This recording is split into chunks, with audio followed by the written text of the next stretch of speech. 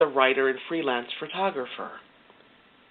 In writing about Stafford's poem, Listening, he says, "When I think of the people who have meant the most to me in my life, they haven't been leaders in the conventional sense.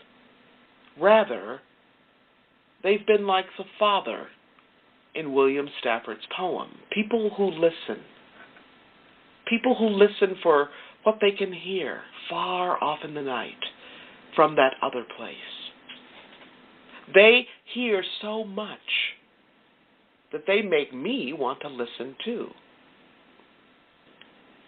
With his writer's hat on, Andrews asks this profound question: how can I listen so that others can hear things they have never heard before and say things they have never thought to say? Now, as a freelance journalist, that's David's goal. And furthermore, he doesn't want the people he's interviewing to repeat the same words they've said thousands of times before. In fact, he wants them to share something from a deeper place that is original, yet so true that it has meaning for all of us. Brooks says, "During the first interview I ever did, I learned that this is possible." That interview was with Norwegian actress Liv Ullmann. Throughout the interview, she absorbed my questions and listened for what she would say with the inner focus and intensity that she's known for in her performances. It made me listen all the more as we talked. Working together in this fashion allowed something fresh and profound to emerge. She wove together her insights on acting and her deepest thoughts on life and what it means to be truly human in a way that I've never seen anyone do before or since. That day, I learned that listening is wonderfully contagious. Now, we listen in all kinds of ways, right? We listen with our ears, we listen with our hearts, we listen with our eyes, and through our many, many experiences in life. I imagine Stafford listening as the oldest child of 3 in a family trying to make a way through the Great Depression. His family moving from town to town as his father tried to find work.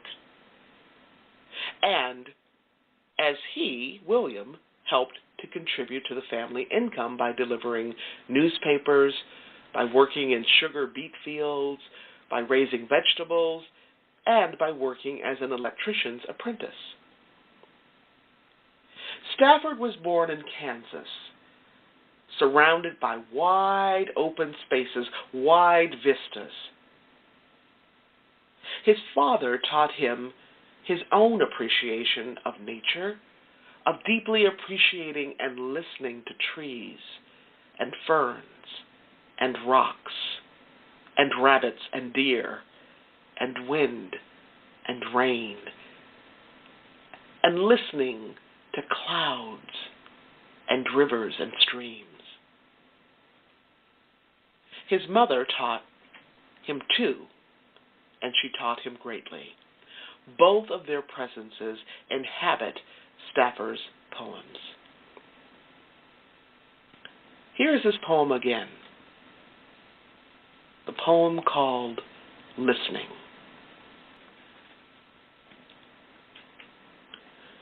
My father could hear a little animal step or a moth in the dark against the screen, and every far sound called the listening out into places where the rest of us had never been. More spoke to him from the soft wild night than came to our porch for us on the wind. We would watch him look up and his face go keen till the walls of the world flared, widened.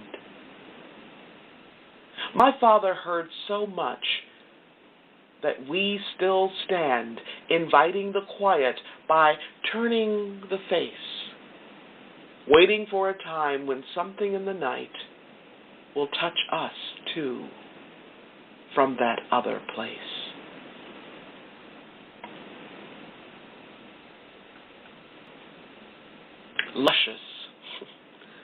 Luscious poem. Wonderful poems, all of them, right?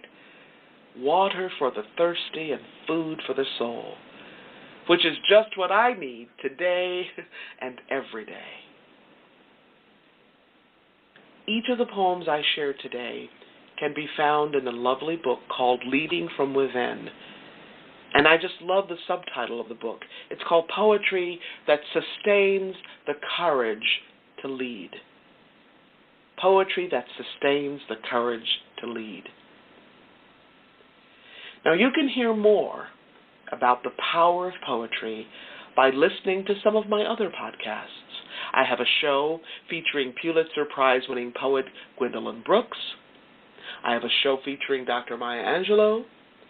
I also interview poet Elizabeth Austin on one of my podcasts. And yes, you can be sure I will do more shows, more podcasts about the power of words, about the power of poetry, and the courage to sustain us as leaders. Now, you know that I'm also an artist and poet myself.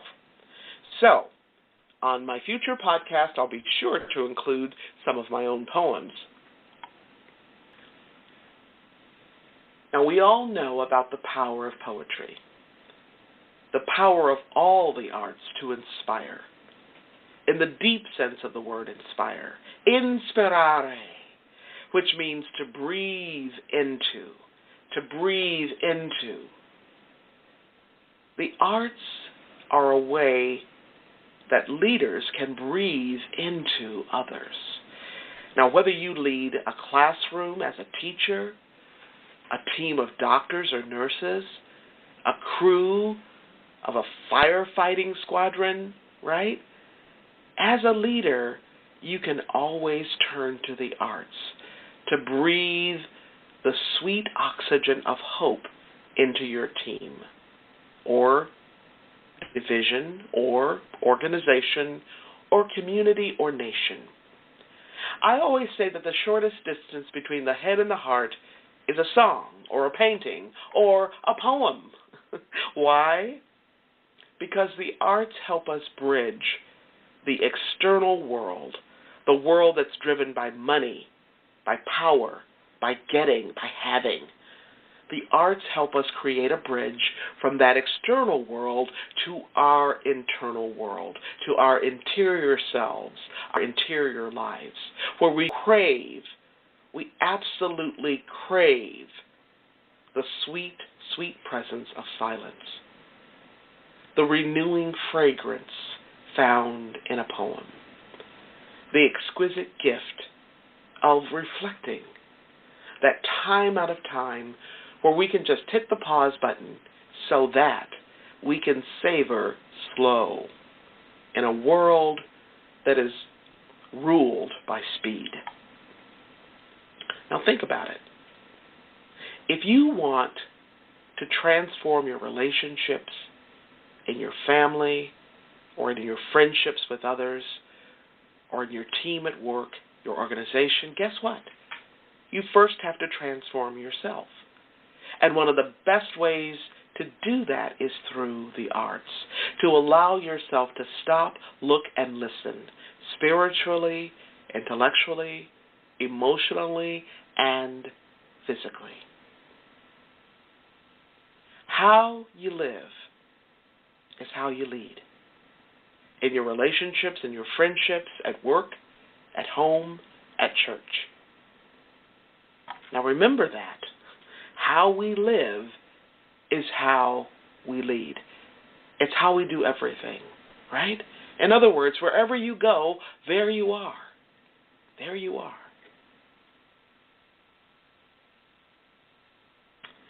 Now, if you missed last week's show or any part of this week's podcast, you can download the recording and listen to it at your convenience.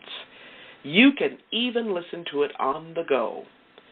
Check it out at www.talknetworkradio.com/legacyliving.html. You can find us there. You can find us on iTunes, on Android Alexa, on Spreaker.com, and so many other places. All right? Now, we're about to close today's podcast, and I want to thank each of you for tuning in today.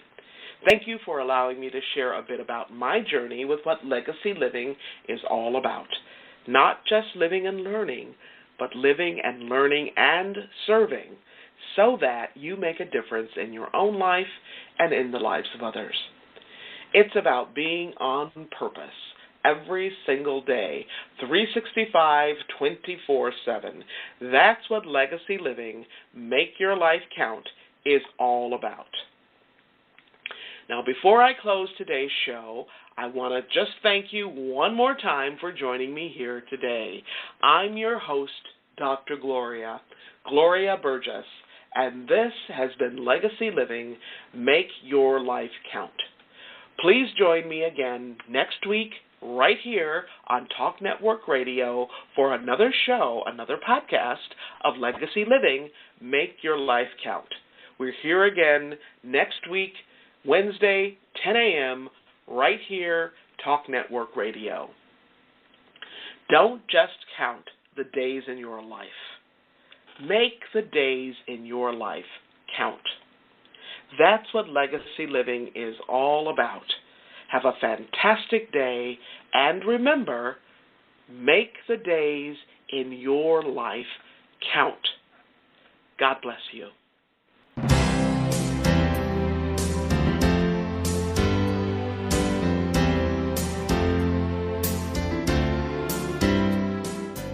That's our show today. I'm your host, Dr. Gloria Burgess. I hope you'll join me again next week. Until then, don't just count the days in your life. Make the days in your life count. That's what legacy living is all about. Here's to you. Have a fantastic day. Be sure to make it a yes kind of day. And remember, celebrate. Celebrate the music of your life. Make the days in your life